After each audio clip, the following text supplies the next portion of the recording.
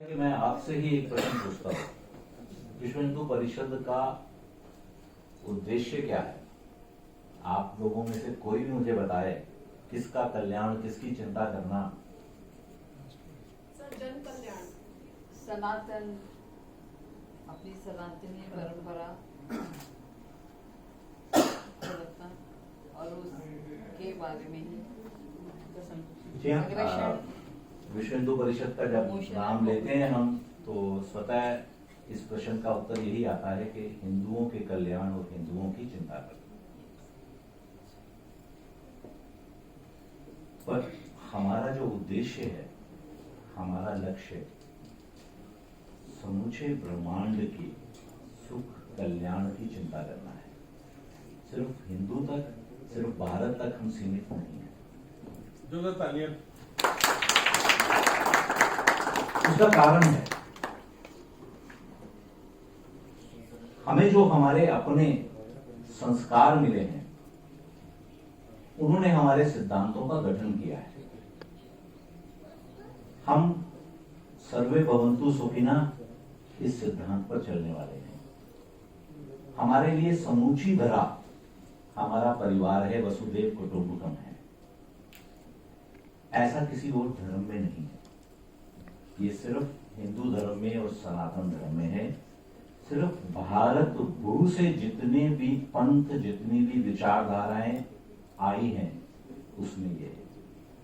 तो इसलिए जब हम अपने धर्म की चिंता करते हैं, इसका मतलब यह है कि हमारे लिए सभी बंधु हैं, सभी हमारा हिस्सा हैं, हम उन सबकी चिंता कर रहे हैं। मुझे विश्व के लगभग प्रत्येक हिस्से में जाने का अनुभव मिला है। मैं सभी तीर्थ स्थानों में भी गया हूं। हमें से बहुत से लोग वेटिकन भी गए होंगे। मक्का मदीना शायद हमारे कोई यहाँ मुस्लिम भाई हैं तो उनका जाना हुआ होगा। हम लोगों को तो जाने की वहां अनुमति नहीं रहती है। मैं जब वेटिकन में गया, सबसे बड़ा स्थान है। मेरा उनके बारे में कोई भी टिप्पणी करने का उद्देश्य नहीं, मैं सिर्फ एक उदाहरण दे रहा हूं। मुझे प्यास लगी तो मुझे $2 खर्च करने पड़े पानी की एक बोतल लेने के लिए। आप कंपेयर कर लीजिए, यहाँ के एक छोटे से मंदिर में भी आप किसी भी आस्था, किसी भी धर्म को आप रिप्रेजेंट कर रहे हो, आप पानी छोड़िए, आपको खाना भी भरपेट खिला के भेजते हैं। ये सबसे बड़ा अंतर है। कोरोना काल आया था, हम सब ने देखा। कोरोना काल के अंदर ये जो बीमारी आई, हमारा कोई इसमें रोल नहीं था। बीमारी आई कहां से? कम्युनिस्ट चीन से। उन्होंने इसको किस तरीके से विश्व के सामने दिखाया? डिनाइल के मोड में रहे, अपने निवासियों की भी चिंता नहीं की। और विश्व को जब उनके लिए इस बीमारी से निपटने के लिए कोई चीजों की आवश्यकता थी, चाहे वो पीपी किट हो, चाहे फेस मास्क हो, क्योंकि वो सबसे बड़ी फैक्ट्री कही जाती है पूरे विश्व की, इन सब की प्रोडक्शन वहीं पर थी। चाहे ऑक्सीजन मीटर हो, ऑक्सीजन कंसंट्रेटर्स हो, इनकी पूरे विश्व को आवश्यकता थी। इस बीमारी से लड़ने के लिए उन्होंने अपने यहां से बीमारी आई तब भी इसके अंदर बिजनेस को देखा, 10-10 गुना, 20-20 गुना में चीजें बेची।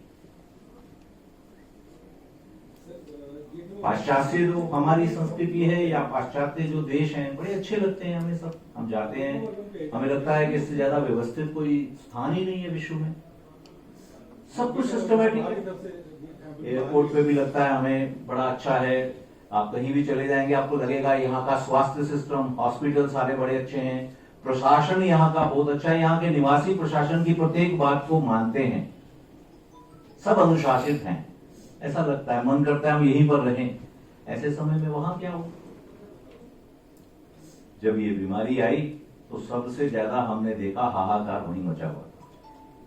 प्रशासन बोल रहा था भाई मास्क तो पहन लो, कोई मास्क पहनने को तैयार नहीं थे, सड़कों पे आके एजिटेशन कर रहे थे।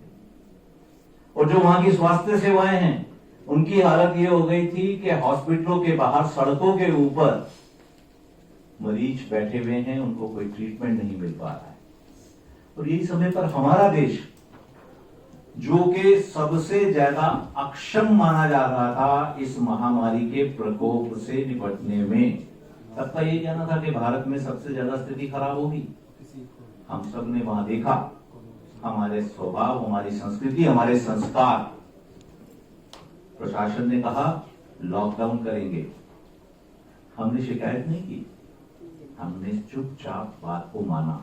और ना सिर्फ माना, उसके साथ में ये चिंता की कि मेरा पड़ोसी, मेरा अड़ोसी, अगर उसके पास में भोजन नहीं है तो मैं भोजन बना के उसको दूंगा। कहीं पर भी अड़ोस पड़ोस में हम आज देख रहे थे कि जो दिन में काम करने वाले लोग होते हैं, उनके पास में खाने पीने का सामान नहीं है, हम स्वयं चिंता कर रहे थे उनको सूखा अन्न बांटना है। विश्व हिंदू परिषद में बजरंग दल जो हमारा युवा आयाम है, जिसके बारे में बहनों भी बता रही थी, कभी गाड़ियों में पीछे लिखते हैं और ऐसी ऐसी जगह मिलते हैं या इस तरह से करते हैं, वो युवा आयाम ने सारी गतिविधियां छोड़कर दिल्ली में स्थान स्थान में सीता रसोइयां लगाई। हम सब ने अपने हाथ में, जब दूसरी लहर आई तो कार्य लिया। कौन सा कार्य लिया, आपको सुनकर हैरानी होगी। हम विश्व हिंदू परिषद के कार्यकर्ता दिल्ली के प्रत्येक शमशान घाट में डिप्यूटेड थे। मैं स्वयं उस समय में दिल्ली के प्रत्येक शमशान घाट में जाने का मुझे सौभाग्य मिला, मैं कहूंगा। मैं जीवन में कभी नहीं गया था इससे पहले। जैसा होता है हम लोगों में, हम जाते हैं कभी भी तो हमें लगता है बड़ी घबराहट सी होती है शमशान घाट में जाकर, या जो है किसी के उसमें संस्कार में तुरंत वापस आने का होता है। और कोरोना काल के अंदर मेरी स्थिति ये थी कि मैं सुबह घर से जो खाना वाना होता था पैक करके निकलता था गाड़ी में, और सारा दिन वहीं रहता था, वहीं भोजन करता था, क्योंकि स्थिति ऐसी आ गई। हमारे संस्कार में यही है ना, सेवा ही हमारे संस्कार में है। और इस सबके साथ में हमने देखा ना, हम क्यों, हमारा प्रशासन, हमारे साइंटिस्ट, इसी समय पे उन्होंने ऐसी वैक्सीन डेवलप की जो कि पूरे विश्व की सबसे ज्यादा सफल वैक्सीन है। हमारे पास कोई टेक्नोलॉजी नहीं थी, हमारे पास कोई एक्सपर्टाइज नहीं थी, हमने एक ऐसी वैक्सीन तैयार कर ली। भारत में 300 करोड़ से ज्यादा डोज हमने फ्री दी, और तो और विश्व के 70 देशों को वसुधैव कुटुंबकम के अपने सिद्धांत को बताते हुए फ्री वैक्सीन दी। इस समय पे अमेरिका, यूरोप क्या कर रहे थे, वो $300 में वैक्सीन दे रहे थे, उसके साथ में गारंटी लिखवा रहे थे कि इसका कुछ भी दुष्प्रभाव होगा तो हमारे ऊपर कोई भी केस नहीं कर सकता है। हमने इस तरीके से इस समस्या के अंदर भी पूरे विश्व की चिंता की। थोड़े दिन पहले आपने देखा हमारे पड़ोसी श्रीलंका के ऊपर मुश्किल आई थी, आर्थिक स्थिति उनकी खराब हो गई थी। भारत का कंट्रीब्यूशन नहीं था इसमें, हमने हमेशा साथ दिया था। एक दूसरा देश चीन, उसने इसकी अर्थव्यवस्था को सबसे ज्यादा खराब किया। हमने उस समय के ऊपर भी उनको $2 बिलियन की क्रेडिट लाइन दी, सिर्फ हमारा पड़ोसी है इस भाव से। कोई उनसे बॉन्ड नहीं लिखवाया, कहीं IMF की गारंटी नहीं मांगी। और आप देख लो दूसरी तरफ $1 बिलियन सिर्फ लेने के लिए हमारा दूसरा पड़ोसी पाकिस्तान कहां कहां घूम रहा है, उसको नहीं मिल पा रही। ये अंतर है हमारी संस्कृति में, ये अंतर है हमारे संस्कारों में। हमारे संस्कृति और संस्कार को लेकर जोड़ा कार्य करेंगे। एक महत्वपूर्ण सूचना, हमारे बीच में माननीय श्री अशोक तंवर जी अभी आए हैं। आप पूर्व सांसद हैं और अभी राजनीतिक दल के बहुत सीनियर लीडर हैं। कोई क्वेरी अगर विश्व हिंदू परिषद को लेकर जी सर। सर मैं डॉक्टर विकास हूँ, एम्स हॉस्पिटल से। मेरे को सिर्फ ये पूछना है, वर्ड आपने 3 रखा अपने नाम में, विश्व हिंदू परिषद। हिंदू वर्ड को डिफाइन करेंगे सर, जो आर्यंस सतयुग कलयुग में था, और उसमें से ब्रैकेट में आप लोग कितना देश में ला पा रहे हैं? क्योंकि बहुत सारे धर्म, सही गलत नहीं मालूम, उसको खत्म कर रहे हैं, हमारे हिंदुइज्म से चेंज हो रहे हैं, वो ट्रांसफॉर्मेशन में जा रहे हैं।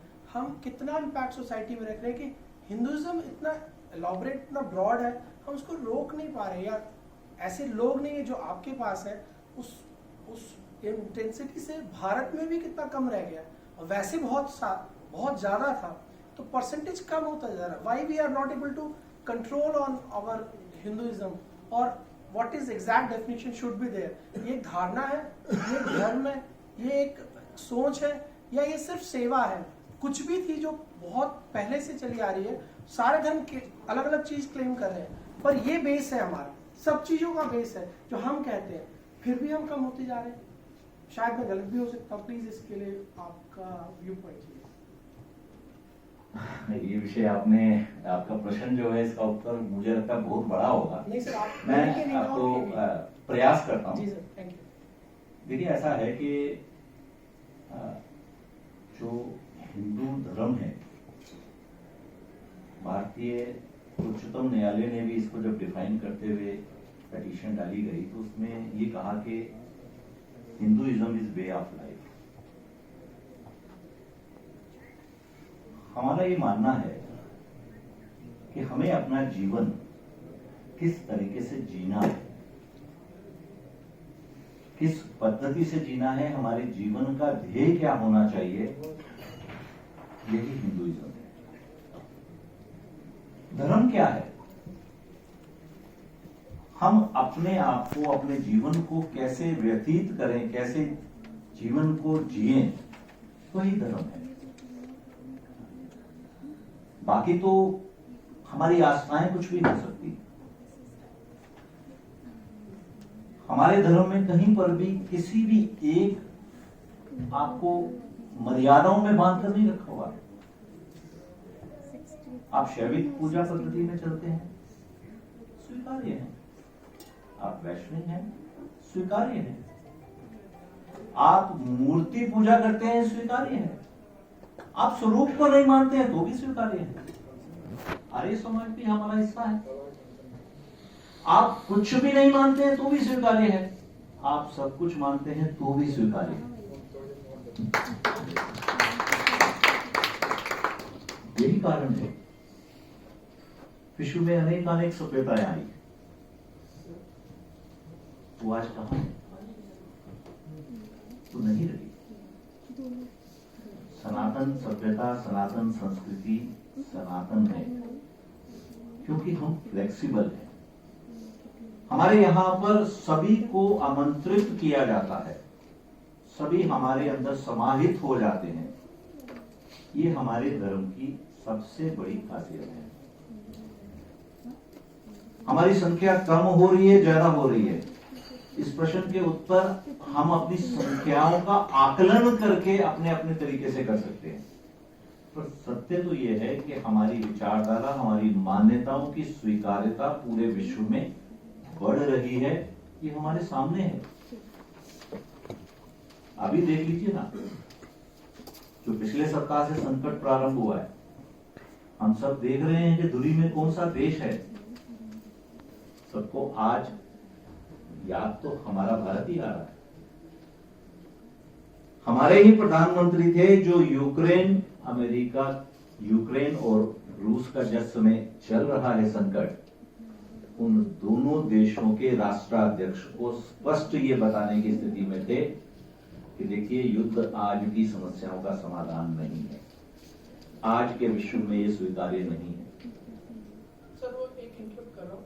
ये बीजेपी का मोटिवेशन है कि हिंदुइज्म का मोटिवेशन है? या मैं एक्चुअली बहुत पहले से पूछ रहा हूँ, आर्यन से पहले भी हिंदुइज्म था, उसको खींच के हम कितना आपके सोच के थ्रू भारत में या 19वीं सदी में यूज कर रहे हैं, जो और डाइल्यूट हो रहा है अब 21वीं सदी में. तो वो एक्चुअल कहाँ गया? ये मोदी जी का मुद्दा नहीं सर, क्योंकि वो तो समय के साथ आए हैं और समय के साथ फिर हट जाएंगे, लेकिन हिंदुइज्म तो रुक जाएगा ना सर. आप हमें उस पर आपका विचार. नहीं, मुझे लगता है कि मेरे उत्तर में कहीं पर भी बीजेपी या मोदी जी नहीं थे. मेरे और ना ही हिंदुइज्म इन दोनों तक सीमित है या इन दोनों के कारण हिंदुइज्म बढ़ रहा है. ये हमें बिल्कुल नहीं अपने मन में समझ जाना है. ऐसा नहीं है कि कांग्रेस ने कोई कम कंट्रीब्यूट किया है हिंदुइज्म में. उनका भी कंट्रीब्यूशन वही है, क्योंकि हमारे संस्कार हैं. हम सब हैं तो इसी धरा के बच्चे हैं, यही से हम आए हैं. इस सबसे ऊपर इस प्रश्न को लेकर चलिए. ये कांग्रेस बीजेपी का विषय ही नहीं है. ये विषय हमारी संस्कृति का, हमारे संस्कारों का है। एक समय चक्र आता है, काल चक्र आता है, उस काल चक्र के अनुसार आप आने वाला समय भारत का है, ये स्पष्ट झलक रहा है। कांग्रेस बीजेपी सब गौण है। बहुत बहुत धन्यवाद सर आपका, आपने बहुत अमूल्य शब्दों